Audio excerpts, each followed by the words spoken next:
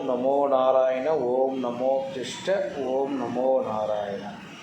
Valluvan astrology channel நேயர்களுக்கு அன்பான வணக்கங்கள். உலகெங்கில் வாழும் என் யூடியூப் நண்பர்களுக்கு வணக்கங்கள். நாம் இன்றைய பகுதியில் நம்ம என்ன பார்க்க போகிறோம் அப்படின்னு கேட்டால், 7ல் சனி. இந்த 7ல் சனி, அதாவது லக்னத்துக்கு 7ல் சனி இருந்தால் என்ன பலன்? அது வரமா சாபமா? டாபிக் தான். இப்போ இந்த மேக்ஸிமம் பார்த்தோன்னா 7ல் சனி இருந்தால் நல்ல திருமணம் நடக்காது, திருமணம் லேட்டாக போகும். ஏன்னா 7ல் சனி இருக்கார்ல, அதனால் திருமணம் நடக்காமல் போகும். திருமணத்தினால பிரச்சனைகள் வரும், நண்பர்களால் பிரச்சனை வரும், தொழிலில் முன்னேற முடியாது. ஏகப்பட்ட விஷயங்கள் பார்த்தோன்னா அந்த ஜோதிட சாஸ்திரம் சொல்லப்பட்டுள்ளது. அது வரமாகவும் இருக்கலாம், சாபமாகவும் இருக்கலாம். ஃபஸ்ட்டு பார்த்தோன்னா 7ல் சனி இருந்தால் என்ன பண்ணும்? இப்போ அதே லக்னத்துக்கு ஒரு எடுத்துக்காட்டு எடுத்து வச்சுக்கோ. மேஷ லக்னத்துக்கு 7ல் பார்த்தோன்னா துலாம் இருக்குது. அந்த வீட்டின் அதிபதி யார் அப்படின்னு சுக்கிரன். அந்த வீட்டில் உச்சம் யார் அப்படின்னு கேட்டால் உச்சமான கிரகம் சனி. அந்த வீட்டுக்கு நீச்சமான கிரகம் சூரியன். அப்போ 7ல் சனி இருந்தால் அந்த பெண் அந்த இடத்துல பார்த்தீங்கன்னா சனி இருக்கும்போது ஒரு ஆண் மகனுக்கு கண்டிப்பாக திருமணம் நல்லபடியாக நடக்கும். அதுவும் கலையான பொண்ணாக, இரண்டாவது நல்ல பார்த்தோன்னா அழகான பொண்ணு கிடைக்கும். இது எப்படி சார்? சனின்னாவே கருப்பு தானே, மந்தம் தானே, சோம்பேறி தானே, இந்த மாதிரி தான் கொஷின் கேட்குறாங்க. அப்போது அந்த இடத்துக்குரிய அதிபதி யார்? சுக்கிரன். அந்த வீட்டுக்குரிய அதிபதி சுக்கிரன். அதாவது 12லேயோ இல்லை உச்சம் பெற்றோ ஆட்சி பெற்றிருந்தால் கண்டிப்பாக அவருக்கு பார்த்தோன்னா நல்ல ஒரு மணமகள் அமையும். சரி, அதே மாதிரி 7ஆம் வீட்டில் சனி இருப்பதனால் நண்பர்கள் மூலமாக நம்ம தொழில் தொடங்கலாம். ஏன்னா சனி என்பது தொழிலுக்கு அதிபதி தான் சொல்லக்கூடியது. அப்போ அந்த தொழிலுக்கு அதிபதியாக இருக்கிறதுனால கண்டிப்பாக நம்ம தொழில் சம்பந்தமான விஷயம் பண்ணலாம். அது நண்பர்கள் மூலமாக பண்ணலாம். எப்படிப்பட்ட நண்பர்களாக வருவாங்க அப்படின்னு கேட்டால், ஒரு இன்வெஸ்ட்மெண்ட்டாக இருக்கிற நண்பனாக வருவான். இன்வெஸ்ட்மெண்ட்டுன்னா, ஐயா நான் பார்த்தோன்னா அந்த வேலை நீ செய்யுங்க, ஆனால் நான் அதில் இன்வெஸ்ட்மெண்ட் பண்ணுறேன் அப்படின்னு சொல்லக்கூடிய ஒரு நண்பனாக சேரும். அதே மாதிரி ஒரு பெண் பார்த்தோன்னா திருமணமான பிறகு அந்த பெண் நடத்தி வச்சிருக்கிற ஒரு பிஸ்னஸை, அந்த பிஸ்னஸ் பார்த்தோன்னா அவங்க டேக் ஓவர் பண்ணுற மாதிரி இருக்கும், கணவன் டேக் ஓவர் பண்ணுற மாதிரி இருக்கும்.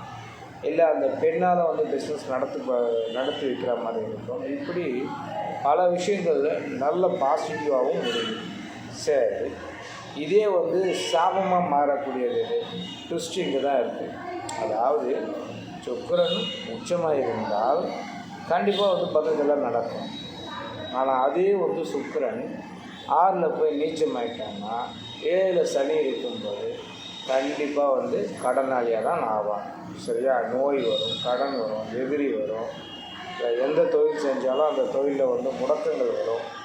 அப்போ மனைவி மூலமாக பிரச்சனைகள் வரும். அப்போ மனைவிக்கு அவருக்கு கருத்து வேறுபாடுகள் இருக்கும். இப்படியெல்லாம் பார்த்தோன்னா ஜோதிட சாஸ்திரம் சொல்லக்கூடியது. இது எல்லா லக்னத்துக்கும் பொதுவானது. அப்போ மேஷத்துக்கு 7ஆம் இடம் செவ்வாய். அப்போ அதில் 7ல் பார்த்தோன்னா மேஷத்துக்கு 7ஆம் இடம் துலாம். அதே ரிஷபத்துக்கு 7ஆம் இடம் விருச்சிகம். அப்போ விருச்சிகத்தில் சனி இருந்தால் என்ன பலன்? இப்போ செவ்வாய் எப்படி இருக்கார்? அதை விட இன்னொரு விஷயம்னா, இப்போ விருச்சிகத்தில் நம்ம சனி நிற்கிற எந்த ஸ்தானத்தில் நிற்கிறார், எந்த இடத்துல நிற்கி எந்த நட்சத்திரத்தில் இருக்கிறார், அப்போ அதையும் பார்க்கணும். இப்போ விருச்சிகம் அப்படின்னாவே முக்கியமாக நம்ம எந்தெந்த நட்சத்திரம்? கேட்டை, விசாகம், அனுஷம். அப்போ அனுஷம் என்பது சொந்த உடைய நட்சத்திரம், அதாவது சுயச்சாரம் சொல்லக்கூடியது. அதுவே கேட்டை நட்புக்குரியது. இப்போ அந்த நட்புக்கிடத்துல நம்ம உட்காரும்போது நல்லா தான் இருக்கும். அப்போது அந்த வீட்டை இதுதான் வந்து அதிசூட்சம்னு சொல்லக்கூடியது. இப்படி உள்ள இன்டெப்த்தாக போயிட்டே தான் இருக்கணும். இதே விசாகத்தில் போய் உட்காரும்போது என்ன ஆகும்? பிரச்சனையான பொண்டாட்டி வரும், ப்ளஸ் கேள்வி கேட்குற பொண்டாட்டியாக வரும். சரி, இதே வந்து கேட்டில் போய் நிற்கும்போது அன்பான அழகான பொண்டாட்டி வரும். சரி, சனி வந்து பார்த்தா அனுசத்தில் போய் உட்காரும்போது திறமையான பொண்டாட்டி வரும், திறமையான விஷயங்கள் வரும், நண்பர்கள் வந்து திறமையாக அமைவாங்க. அனுஷம் வந்து பார்த்தா சுயச்சாரம் இல்லை, நல்ல பாசிட்டிவான எனர்ஜி கிடைக்கும். இந்த மாதிரி சில விஷயங்கள் ரொம்ப நுணுக்கமாகவும் ரொம்ப வந்து பார்த்தோன்னா அதாவது வந்து டெப்த்தாக இறங்கும்போது தான் அதனுடைய வேல்யூ நமக்கு புரியும். அவங்க பார்த்த உடனே வந்து ஃபஸ்ட்டு வந்து என்ன பண்ணுவாங்க, இது என்னடா இது 7 சனி, இது நம்மளுக்கு ஆகாது. சரி, நம்ம வரப்போன பொண்டாட்டி கருப்பாக தான் இருக்கும். சரி, அப்படின்னா வந்து பார்த்தா இன்னொரு விஷயம் என்னென்னு கேட்டால் 7 வந்து சனி இருக்கிறதுனால கண்டிப்பாக கூட்டு தொழில் ஆகாது. இப்படி நாமளாக நம்ம வந்து பார்த்தா ஒரு கணிப்பு வச்சுக்கிறது. இதை வந்து பார்த்திங்கன்னா இதுதான் வந்து ஜோதிடத்தை முழுமையாக தெரியணுன்றது. இந்த ஜோதிடம் முழுமையாக தெரிஞ்சால் மட்டும்தான் அது வந்து கரெக்டாக வந்து பார்த்தா நம்ம சொல்லும்போது அது சரியான ஒரு பதில் கிடைக்கும். நண்பர்களே, 7 சனி இருந்தால் கவலைப்பட தேவையில்லை. 7 வரமும் சாபமும் உங்களுக்கு அமையக்கூடிய நட்சத்திரங்கள் தான் வந்து இருக்குது.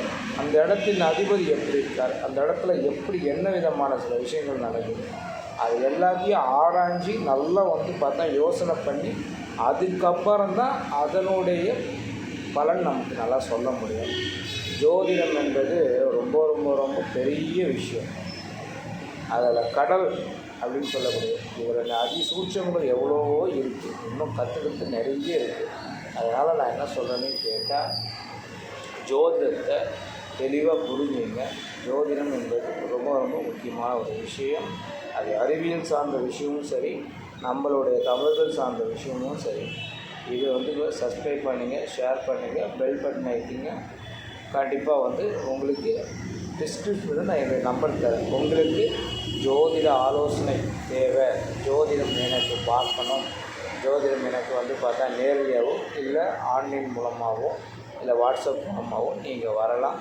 கண்டிப்பாக வந்து பார்த்தா உங்களுக்கு ஜோதிடம் பார்த்து சொல்லப்படும். நன்றி, வணக்கம்.